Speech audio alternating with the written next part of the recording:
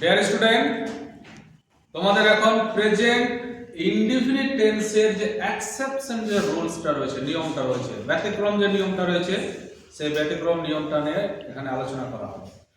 বলছে কর্তা যদি থার্ড পারসন এবং সিঙ্গুলার নাম্বার হয় তাহলে মূল ভার্বের শেষে এস বা ইএস যোগ হয়। এই নিয়মটা কিন্তু কি করতে হবে, তোমাদের জানতে হবে। ভার্বের ফর্ম কটা হচ্ছে বলতো? তিনটা। একটা হচ্ছে প্রেজেন্ট ফর্ম, একটা হচ্ছে কি পাস্ট ফর্ম, একটা হচ্ছে পাস্ট পার্টিসিপল ফর্ম। ঠিক আছে?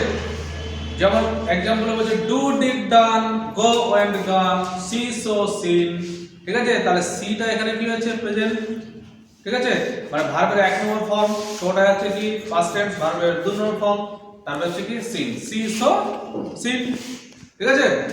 যেমন হচ্ছে buy, bought, bought, food, food, এগুলো যদি জানতে হবে। Know, knew, known.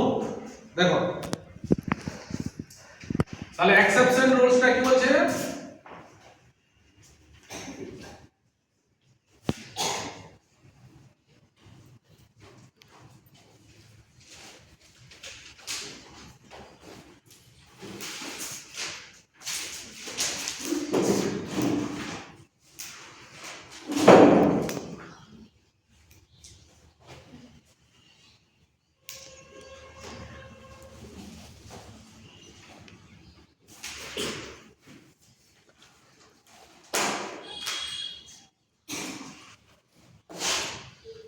দেখো ব্যতিক্রম যে আছে না, ব্যতিক্রমের ইংরেজিটাকে কি বলা হবে? এক্সেপশন। কি বলবি?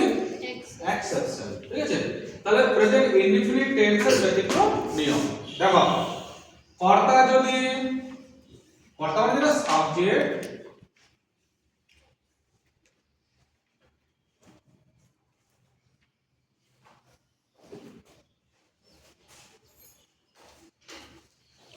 কর্তা যদি থার্ড পারসন, এবার থার্ড পারসন কি কি আছে দেখো। হি করলাম, সি করলাম, ইট করলাম, আর কি করলাম? নেম।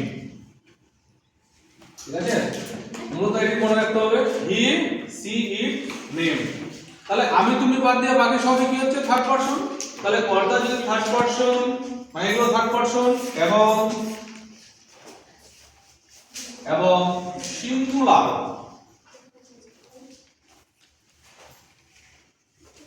সিঙ্গুলার নাম্বার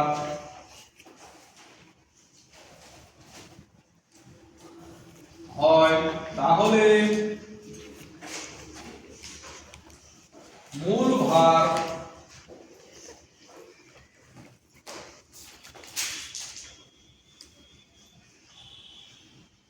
এর শেষে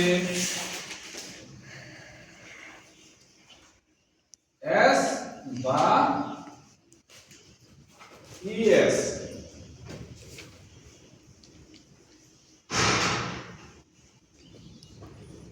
যোগ হয়। বুঝা গেল তো? এখন দেখো যে নাম্বার হচ্ছে কি একটা সিঙ্গুলার নাম্বার, একটা হচ্ছে কি প্লুরাল নাম্বার। বুঝা গেল? সিঙ্গুলার মানে কবচন, এক, এক থেকে যদি বেশি হয় তাহলে সেটা কি হবে? প্লুরাল মানে বহুবচন। দেখো এবার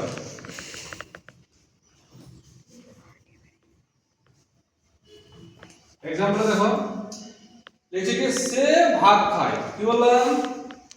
সে ভাত খায়। তাহলে কি হলো? হি, ই, এ, টি আছে না, এখানে যদি টি থাকে তাহলে দেখো এস বা ইএস যোগ করতে বললাম না, এই জায়গাটা কি হবে? এস হয়ে যাবে। কি যাবে?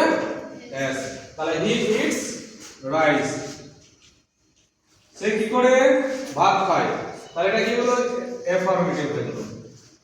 এবার দেখো দুই নম্বরে দেখো সে ভাত খায় না। দেখো হি, এর আগে কি লিখছিলাম? ডু লিখছিলাম তো, এখন হবে কি ডাজ। ঠিক আছে? He does not. এখানকার এস কিন্তু উঠে এখানে চলে এসেছে, তাহলে শুধু এখানে কি পড়ে থাকবে? এস কে বাদ দিলে ইট পড়ে থাকবে। তাহলে কি লিখবো? ইট, ইট।